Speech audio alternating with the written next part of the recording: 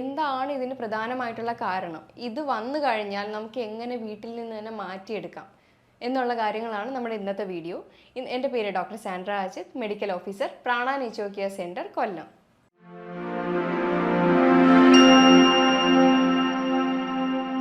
പല ആളുകളും എന്ത് അസുഖം വന്നാലും അത് പുറത്ത് പറഞ്ഞുകൊണ്ട് നടക്കാറുണ്ട്. പക്ഷേ ഈ ഒരു ബുദ്ധിമുട്ട് അല്ലെങ്കിൽ മലബന്ധം അല്ലെങ്കിൽ വയറിളക്കം വന്നു കഴിഞ്ഞാൽ അത് വീട്ടുകാരെ പോലും അറിയിക്കാതെ സ്വയമേ ചികിത്സ തേടുകയാണ് ചെയ്യുന്നത്.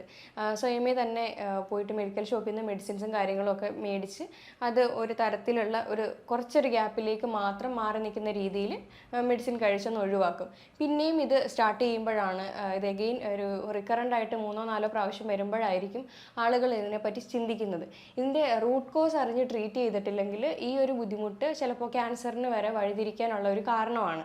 എന്താണ് ശരിക്കും മലബന്ധം കൊണ്ട് ഉദ്ദേശിക്കുന്നത്? നമ്മുടെ ശരീരത്തിൽ ഒരു ബയോളജിക്കൽ ക്ലോക്ക് ഉണ്ട്. ഒരു സമയത്ത് ഉറങ്ങുക, ഒരു സമയത്ത് എണീക്കുക, അതുപോലെ വാഷ്റൂമിൽ പോകാനായിട്ടുള്ള ഒരു അർജും കാര്യങ്ങളും ഒക്കെ വരുന്ന ഒരു ബയോളജിക്കൽ ക്ലോക്ക് ഉണ്ട്. ഇതിൻ്റെ താളം തെറ്റുക, അതായത് 48 മണിക്കൂർ തൊട്ട് 78 മണിക്കൂർ വരെയാണ് നമ്മുടെ ഒരു ഫുഡ് ഡൈജസ്റ്റ് ആയി അത് മലദ്വാരം വഴി പുറത്ത് വരാനുള്ള ഒരു സമയം എന്ന് പറയുന്നത്. ഇത് 100 മണിക്കൂറിൽ കൂടുതൽ എടുത്തിട്ടും പുറത്ത് വരാത്ത, അതായത് ഒരു 3 ദിവസമൊക്കെ കൂടുതലും അവർക്ക് മോഷൻ ക്ലിയർ ആയിട്ട് പാസ് ചെയ്യാൻ പറ്റാത്തതിനെയാണ് കോൺസ്റ്റിപ്പേഷൻ അഥവാ മലബന്ധം എന്ന് പറയുന്നത്. ഇതിന് ഒരുപാട് കാരണങ്ങളാണ് ശരിക്കും ഉള്ളത്.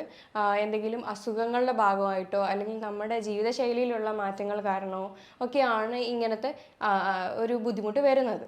The mother of all disease എന്നറിയപ്പെടുന്ന ഈ കോൺസ്റ്റിപ്പേഷൻ, അതായത് എല്ലാ അസുഖങ്ങളുടെയും തുടക്കം കോൺസ്റ്റിപ്പേഷൻ ആണ്. അതായത് കുടലിൽ നിന്നാണ് എല്ലാ അസുഖങ്ങളുടെയും തുടക്കം എന്ന് പറയുന്നത്. അപ്പോൾ ഇങ്ങനെ മലം കെട്ടിക്കിടക്കുന്ന ഒരവസ്ഥ വന്നു കഴിഞ്ഞാൽ ഓട്ടോ ഇമ്മ്യൂൺ ഡിസീസിൽ തുടങ്ങി ക്യാൻസർ സ്റ്റേജിലേക്ക് വരെ എത്താനായിട്ടുള്ള ചാൻസ് ഉണ്ട്. കാരണം ഇത് അൺട്രീറ്റഡ് ആയിട്ട്, അതായത് ഇത് ട്രീറ്റ് ചെയ്യുന്നില്ല, മലബന്ധത്തിനെ അത്രയും കാര്യമായിട്ട് എടുക്കാത്തവരാണെങ്കിൽ ഉറപ്പായിട്ടും പല അസുഖങ്ങളിലേക്കും ഇത് വഴിതിരിക്കാൻ വലിയൊരു കാരണമാണ്.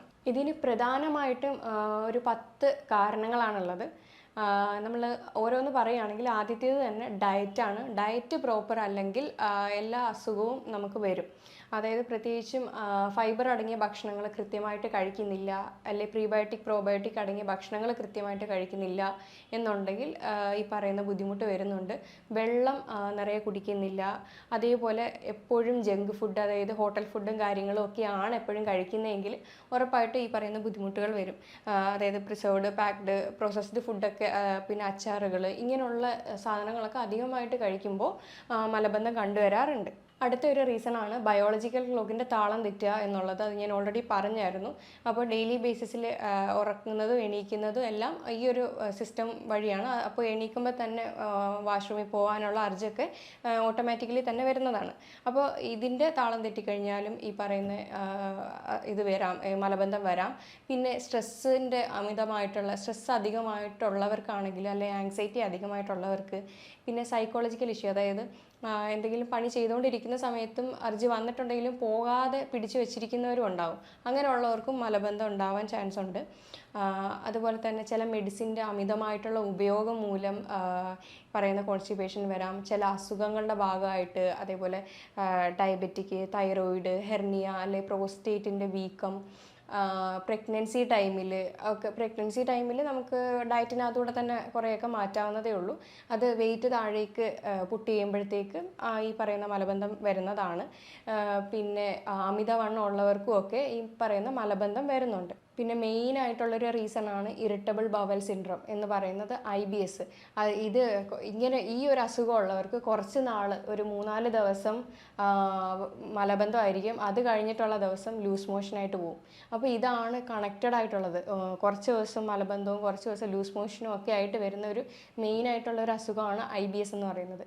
പിന്നെ പെരിസ്റ്റാൾട്ടിക് മൂവ്മെൻറ്റ് കുറയുക, അതായത് കുടലിൻ്റെ ചലനശേഷി കുറയുന്ന ഒരു ബുദ്ധിമുട്ട്, അല്ലെങ്കിൽ അവിടുത്തെ ഉള്ള ബാക്ടീരിയാസിൻ്റെ അളവ് കുറയുന്നതിൻ്റെ ഉള്ള ബുദ്ധിമുട്ട്, എക്സർസൈസ് കുറയുന്നതിൻ്റെ ഉള്ള ബുദ്ധിമുട്ട്, ഇത് മൂന്നും കണക്റ്റഡ് ആണ്. എക്സർസൈസ് കറക്റ്റായിട്ട് ചെയ്തിട്ടില്ല എന്നുണ്ടെങ്കിൽ പെരിസ്റ്റാൾട്ടിക് മൂവ്മെൻറ്റ് കൃത്യമായിട്ട് കിട്ടത്തില്ല. അതേപോലെ പെരിസ്റ്റാൾട്ടിക് മൂവ്മെൻറ്റ് കൃത്യമായിട്ട് കിട്ടാത്തതിന് മറ്റു പല കാരണങ്ങളും ഉണ്ട്. നമ്മുടെ സെറട്ടോണിൻ എന്ന് പറയുന്നത് ഹാപ്പി ഹോർമോൺ ആണ്. അപ്പോൾ ഈ ഒരു ഹാപ്പി ഹോർമോൺ സെക്രീറ്റ് ചെയ്യുന്നത് കുടലിൽ നിന്നാണ്. അപ്പോൾ അവിടെ ഗുഡ് ബാക്ടീരിയാസിൻ്റെ അളവ് കൂടുതലായിട്ടുണ്ടെങ്കിൽ മാത്രമേ അത് അവിടുത്തെ കോശങ്ങളെ സ്റ്റിമുലേറ്റ് ചെയ്ത് ഈ പറയുന്ന സെറട്ടോണിൻ്റെ ഹാപ്പി ഹോർമോണിൻ്റെ ഒരു പ്രൊഡ്യൂസ് ചെയ്യത്തുള്ളൂ. അത് പ്രൊഡ്യൂസ് ചെയ്താൽ അത് തന്നെയാണ് കുടലിൻ്റെ ചലനശേഷിയെ നിയന്ത്രിക്കുന്നത്. അപ്പോൾ അത് പ്രോപ്പറായിട്ട് നടന്നു കഴിഞ്ഞാൽ മലബന്ധം ക്ലിയർ ആവാനും ഒക്കെ ഹെൽപ്പാവും. അതേപോലെ മൈൻഡ് ആയാലും ഒന്ന് റിലാക്സ് ആവും. ആ ഒരു ദിവസം മോഷൻ പോയിട്ടില്ല എന്നുണ്ടെങ്കിൽ മൈൻഡ് ഭയങ്കര ഡിസ്റ്റർബ്ഡ് ആയിരിക്കും. അതുകൊണ്ടാണ് ഈ ഗട്ടും ബ്രെയിനും ഭയങ്കര കണക്റ്റഡ് ആണെന്ന് പറയുന്നത്. പിന്നെ മറ്റൊരു റീസണാണ് ഇത് ടോയ്ലറ്റ് ഹാബിറ്റ്സ് പ്രോപ്പറായിട്ടില്ല, അല്ലെങ്കിൽ ടോയ്ലറ്റിൽ ഇരിക്കുന്ന പോസ്ചർ ശരിയല്ല എന്നുണ്ടെങ്കിലും മലബന്ധം വരാനായിട്ടുള്ള ചാൻസ് കൂടുതലാണ്. പണ്ടൊക്കെ നോർമലി ഉള്ള ഇന്ത്യൻ ക്ലോസറ്റ് ആയിരുന്നു. ഇപ്പോൾ യൂറോപ്യൻ ക്ലോസറ്റ് വരുമ്പോഴത്തേക്കും അതിനകത്ത് ഇരിക്കുന്ന പോസ്ചർ തന്നെ വ്യത്യാസമാണ്. അങ്ങനെ വരുമ്പോഴും മലബന്ധം കണ്ടുവരാറുണ്ട്. അത് ലീനായിട്ട് ഫോർവേഡ് ചെയ്ത് ഇരിക്കുമ്പോഴത്തേക്കും ബുദ്ധിമുട്ട് വരാറുണ്ട്. ഇത് നട്ടൽ നിവർത്തി തന്നെ ഉപ്പൂറ്റി ഒന്നെങ്കിൽ ഉയർത്തിയിരിക്കുക, അല്ലെങ്കിൽ സ്റ്റൂൾ ഇട്ടിട്ട് അതിനകത്ത് കാല് വെച്ചിട്ട് ഇരുന്ന് കഴിഞ്ഞാൽ ആ ഒരു ബുദ്ധിമുട്ടുള്ളവരാണെങ്കിൽ അങ്ങനെ മാറും. പിന്നെ നമുക്ക് ഇത് വന്നു കഴിഞ്ഞാലുള്ള ബുദ്ധിമുട്ട് എന്ന് വെച്ച് കഴിഞ്ഞാൽ വയറ് എപ്പോഴും വിയർത്തിരിക്കും, വയറിനകത്ത് എപ്പോഴും ഭാരം പോലെ, പിന്നെ ഒന്നിനൊരു ഉന്മേഷമില്ലായ്മ, ഒന്നും ലേസിനെസ് അധികമാവും. അപ്പോൾ മോഷൻ പോവാതെ നിൽക്കുമ്പോൾ മൈൻഡും ഡിസ്റ്റർബ്ഡ് ആവും. അതേപോലെ ന്യൂട്രിയൻ ഡെഫിഷ്യൻസീസ് ഉണ്ടാവും, നമ്മുടെ പോഷകക്കുറവും, സ്കിന്നിനകത്ത് ഹെയറിനകത്തും ഒക്കെ ആ ഒരു ചേഞ്ചസ് കാണും, ഒക്കെ ഡ്രൈ ആവും.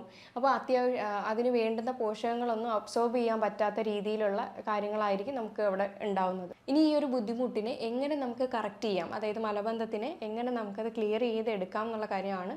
ആദ്യത്തേത് തന്നെ ഡയറ്ററി മോഡിഫിക്കേഷനാണ്. നമ്മൾ ഒരുപാട് ഫൈബർ അടങ്ങിയ ഭക്ഷണങ്ങൾ നമ്മുടെ ഭക്ഷണത്തിൽ ഉൾപ്പെടുത്തുക. അത് ഒരു ചൂല് പോലെയാണ് ആക്ട് ചെയ്യുന്നത്. ഇൻസോലുബിൾ ഫൈബേഴ്സ് അത് കെട്ടിക്കിടക്കുന്ന മലത്തിനെ ആയാലും അത് പുറത്ത് കൊണ്ടുവരാനായിട്ട് ഹെൽപ്പ് ചെയ്യും. സോലുബിൾ ഫൈബർ ആണെങ്കിൽ വഴുവഴുപ്പനായിരിക്കും, അതാകുമ്പോൾ സ്ലിപ്പായിട്ട് പുറത്ത് വരാനായിട്ട് എളുപ്പമാണ്. അപ്പോൾ ഇത് രണ്ട് സോലുബിൾ ഫൈബർ ആയാലും ഇൻസോലുബിൾ ഫൈബർ ആയാലും മാക്സിമം ഭക്ഷണത്തിൽ ഉൾപ്പെടുത്താൻ നോക്കുക. സോലുബിൾ ഫൈബേഴ്സ് എന്ന് പറയുമ്പോൾ നമുക്കറിയാം വാഴക്കൂമ്പ്, വെണ്ടയ്ക്കയൊക്കെ സോലുബിൾ ഫൈബേഴ്സിനകത്ത് വരുന്നതാണ്. ഇൻസോലുബിൾ ഫൈബേഴ്സ് പറയുകയാണെങ്കിൽ തവിടുള്ള അരിയുള്ള ഭക്ഷണങ്ങളും പിന്നെ നട്ട്സും സീഡ്സും ഒക്കെ അത്യാവശ്യം നല്ല ഇൻസോലുബിൾ ഫൈബേഴ്സാണ്. അപ്പോൾ ഇതൊക്കെ ധാരാളമായിട്ട് കഴിക്കുക. പിന്നെ പ്രോബയോട്ടിക്സ് എടുക്കുക, അതായത് അധികം പുളിയില്ലാത്ത തൈര്, പഴങ്കഞ്ഞിയൊക്കെ ഏറ്റവും നല്ല ഭക്ഷണമാണ്. അപ്പോൾ ഇതൊക്കെ ധാരാളമായിട്ട് ഭക്ഷണത്തിൽ ഉൾപ്പെടുത്തുക. അടുത്തതാണ് ജങ്ക് ഫുഡിൻ്റെ അമിതമായിട്ടുള്ള ഉപയോഗം. ഹോട്ടൽ ഫുഡ് ഡെയിലി ബേസിസിൽ തന്നെ പുറത്തുനിന്ന് ഭക്ഷണം കഴിക്കുന്നവർക്ക് മലബന്ധം കണ്ടുവരാറുണ്ട്. പിന്നെ പ്രത്യേകിച്ചും പാക്ഡ്, പ്രോസസ്ഡ്, പ്രിസർവ്ഡ് ഫുഡൊക്കെ അധികമായിട്ട് കഴിക്കുന്നവർക്ക് ഈ ഒരു ബുദ്ധിമുട്ട് കാണുന്നുണ്ട്. അതേപോലെ വെള്ളം നിറയെ കുടിക്കാത്തവരിലും എക്സർസൈസ് ഇല്ലാത്തവരിലുമാണ് ഈ പ്രത്യേകിച്ചും മലബന്ധം കണ്ടുവരുന്നത്. പിന്നെ വയറിൻ്റെ ചലനശേഷി കുറവാണ്, അതായത് ബാക്ടീരിയയുടെ അളവ് കുറവാണെന്നുണ്ടെങ്കിലും ഈ പറയുന്ന ബുദ്ധിമുട്ട് കണ്ടുവരുന്നുണ്ട്. പെരിസ്റ്റാൾട്ടിക് മൂവ്മെൻറ്റ് അതായത് കൂടുമ്പോഴാണ്, അതായത് ആ ഒരു കുടലിൻ്റെ ചലനശേഷി കൂടുമ്പോഴാണ് അവിടെ ഡയറി ഉണ്ടാവുന്നത്. അത് ഭയങ്കരമായിട്ട് കുറയുമ്പോഴാണ് അവിടെ മലബന്ധം ഉണ്ടാവുന്നത്. അപ്പോൾ ഇത് കൂടാനും കുറയാനും ഉള്ള കാരണം എന്ന് വെച്ച് കഴിഞ്ഞാൽ അവിടെ കുടലിലെ ബാക്ടീരിയാസ്, അതായത് നല്ല ബാക്ടീരിയാസാണ് ഈ പറയുന്ന ഹാപ്പി ഹോർമോൺ ആയിട്ടുള്ള സെറട്ടോണിനെ സെക്രീറ്റ് ചെയ്യുന്നത്. ഈ സെറട്ടോണിൻ തന്നെയാണ് കുടലിൻ്റെ ചലനശേഷിയെ നിയന്ത്രിക്കുന്നതും. അപ്പോൾ അവിടെ കൃത്യമായിട്ടുള്ള ബാക്ടീരിയ അളവുണ്ടെങ്കിൽ അത് പ്രോപ്പറായിട്ട് നടക്കുകയും ചെയ്യും. ഇനി അതില്ലെന്നുണ്ടെങ്കിൽ അവിടെ മലബന്ധം ഉണ്ടാവാനും, അത് കൂടുതലാണെങ്കിൽ അത് ലൂസ് മോഷനിലേക്കുമാണ് പോകുന്നത്. പിന്നെ നമ്മൾ പറഞ്ഞായിരുന്നു ടോയ്ലറ്റ് ഹാബിറ്റ്സ് പ്രോപ്പറായിട്ട് നിയന്ത്രിക്കണം. കാരണം ഡെയിലി ബേസിസിൽ മോഷൻ പോകുന്നത് ഒരു ശീലമാക്കി തന്നെ മുന്നോട്ട് പോവുക. കുഞ്ഞു കുട്ടികളിലെ അത് അവരെ ഭീഷണിപ്പെടുത്തിയൊക്കെ ചെയ്ത് കഴിയുമ്പോഴത്തേക്ക് അവർക്കതൊരു പേടി വരും. അപ്പോൾ അവർ പിടിച്ചു വെച്ച് ആ ചെറിയ ഏജിൽ തൊട്ടേ ആ ഒരു ശീലം വളർന്നു വരുന്നവരെയും അങ്ങനെ ഉണ്ടാവും. അപ്പോൾ അങ്ങനെയുള്ള ഒരു രീതിയിലേക്ക് പോവാതെ മാക്സിമം ഡെയിലി അവരെയും ടോയ്ലറ്റ് ഹാബിറ്റ്സ് ശീലിപ്പിക്കുക. ദിവസവും എല്ലാവരും തന്നെയും രാവിലെ എണീറ്റ് പോകുന്ന രീതിയിലേക്ക് ശരീരത്തെ ഒന്ന് മാറ്റിയെടുക്കേണ്ടതാണ്. പിന്നെ അമിതമായിട്ടുള്ള മെഡിസിൻ്റെ ഉപയോഗം എന്തെങ്കിലും ഉണ്ടെങ്കിൽ അതും കുറയ്ക്കേണ്ടതാണ്. അത് പല ബുദ്ധിമുട്ടുകളിലേക്കും വഴിതിരിക്കാം. അത് മലബന്ധം മാത്രമല്ല, മറ്റ് പല ലോങ് ടേം സൈഡ് എഫക്ട്സ് നമുക്ക് അറിയാവുന്നതാണ് മെഡിസിൻസിൻ്റെ. അത് ആവശ്യമുള്ള കോഴ്സ് മാത്രം സ്ഥിരമായിട്ട് എടുക്കുക. അല്ലാതെ ഡോക്ടേഴ്സ് പറയാത്ത സ്ഥിതിക്ക് സ്വന്തം ഇഷ്ടപ്രകാരം മെഡിസിൻസ് ഉപയോഗിക്കാതിരിക്കുക. ഇനി ഇതിന് വീട്ടിൽ തന്നെ ചെയ്യാൻ പറ്റുന്ന കുറച്ച് റെമഡീസ് ആണ്. സിറ്റ്സ് ബാത്ത് ചെയ്യാവുന്നതാണ്. ഒരു ചരുവ എടുത്തിട്ട് വെള്ളം നിറച്ച്, സാധാരണ ഒരു വാം വാട്ടർ ആണെങ്കിൽ അത്രയും നല്ലത്, നിറച്ചിട്ട് അതിനകത്ത് ഇരുന്ന് കഴിഞ്ഞ് കഴിഞ്ഞാൽ ഒരു 20 മിനിറ്റ് അങ്ങനെ ഇരിക്കുക. അപ്പോൾ നന്നായിട്ട് ബ്ലഡ് സർക്കുലേഷൻ കൂടി മോഷൻ പോകാനുള്ള ഒരു അർജ് സ്വയമേ തന്നെ വരുന്നതായിരിക്കും. പിന്നെ മറ്റ് റെമഡിയാണ് തൈരിൽ നാരങ്ങാനീര് കുരുമുളകും കൂടെ അരച്ച് ചേർത്ത് കഴിക്കാവുന്നതാണ്. പിന്നെ ക്യാരറ്റും ബീറ്റ്റൂട്ടും കൂടെ ജ്യൂസ് അടിച്ചിട്ട് അതും കുടിക്കാവുന്നതാണ്. ജീരക വെള്ളം കഴിക്കാവുന്നതാണ്. അയമോദക വെള്ളവും കഴിക്കാവുന്നതാണ്. അപ്പോൾ ഇതൊക്കെ തന്നെയും വീട്ടിൽ ചെയ്യാൻ പറ്റുന്ന, ഇൻസ്റ്റൻ്റായിട്ട് ചെയ്യാൻ പറ്റുന്ന കുറച്ച് കാര്യങ്ങളാണ്. എത്രയൊക്കെ പറഞ്ഞാലും ഇതിൻ്റെ റൂട്ട് കോസിനെ ക്ലിയർ ചെയ്ത് ചെയ്യുന്നതായിരിക്കും ഏറ്റവും നല്ലത്. ചിലപ്പോൾ ഇത് ക്യാൻസറിൻ്റെ ലക്ഷണങ്ങളിൽ ഒന്നായിരിക്കും. അതുകൊണ്ട് അത് വന്നു കഴിഞ്ഞാൽ അങ്ങനെ തന്നെ വിട്ട് കളയാതെ അതെന്താണ് അതിൻ്റെ കാരണമെന്ന് ഉറപ്പായിട്ടും കണ്ടുപിടിക്കേണ്ടതാണ്. ഇനി ലൂസ് മോഷൻ വന്നു കഴിഞ്ഞാൽ എങ്ങനെയാണ് അതിൻ്റെ രീതി, എങ്ങനെയാണ് അത് എങ്ങനെയാണ് നമുക്ക് മാറ്റാം എന്നുള്ള കാര്യങ്ങളാണ്. ഡയറി അല്ലെങ്കിൽ ലൂസ് മോഷൻ എന്ന് പറഞ്ഞു കഴിഞ്ഞാൽ ഒരു ദിവസം തന്നെ 3 പ്രാവശ്യത്തിൽ കൂടുതൽ ടോയ്ലറ്റിൽ പോകുന്നത്, അത് വെള്ളത്തോട് കൂടിയ മലമായിരിക്കും പുറത്ത് പോകുന്നത്. അപ്പോൾ അങ്ങനെ വരുമ്പോൾ അത് ലൂസ് മോഷൻ ആണെന്ന് പറയാം. ഇപ്പം ഞാൻ പറഞ്ഞിരുന്നു, ചില ആരോഗ്യ പ്രശ്നങ്ങളുള്ളവർക്ക് ഈ ലൂസ് മോഷൻ വരാറുണ്ട്.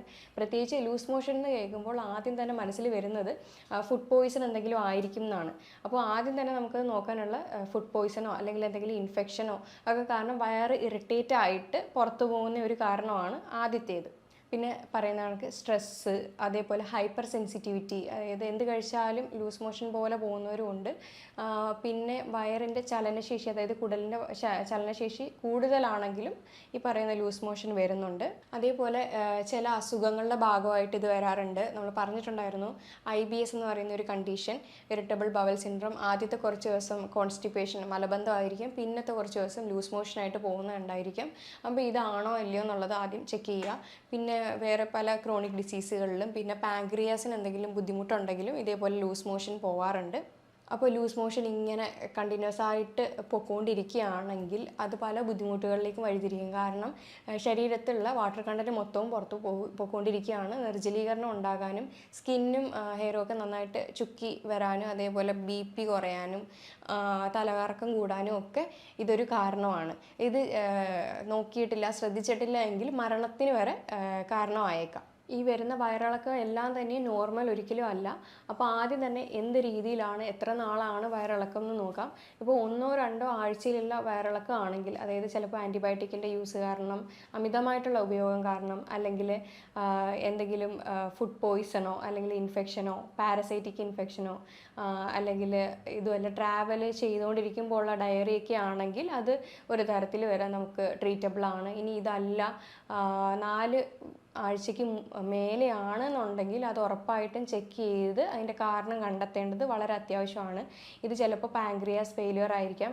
ഇങ്ങനെ പോകുന്നവർക്ക് മലത്തിൽ കൂടുതൽ ഫാറ്റ് കണ്ടൻറ്റ്, എണ്ണയുടെ കണ്ടൻറ്റൊക്കെ കണ്ടുവരാറുണ്ട്.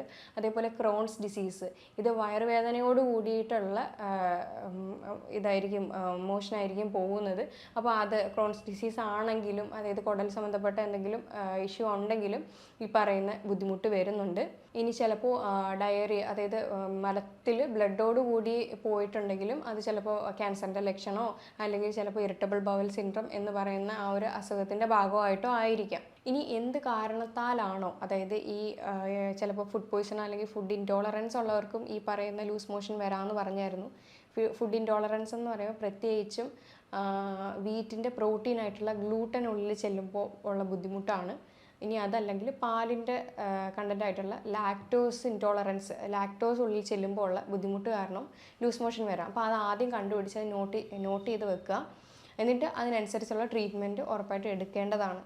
അപ്പോൾ എന്താണോ അതിൻ്റെ റൂട്ട് കോസ് അത് തന്നെയാണ് ആദ്യം ട്രീറ്റ് ചെയ്യേണ്ടത്. അല്ലാതെ അത് പെട്ടെന്നൊന്ന് മാറാനോ അല്ലെങ്കിൽ അതൊന്ന് സ്റ്റോപ്പ് ചെയ്യാനോ ഉള്ള മരുന്ന് എടുത്തു കഴിഞ്ഞാൽ അത് പിന്നെയും റിക്കറൻ്റായിട്ട് വന്നുകൊണ്ടിരിക്കുമ്പോൾ നമ്മളത് ശ്രദ്ധിക്കാതെ വിടുമ്പോൾ അത് ചിലപ്പോൾ ക്യാൻസറോ മറ്റു വേറെ എന്തെങ്കിലും അസുഖങ്ങളോ ഒക്കെ കാരണങ്ങളാവാം.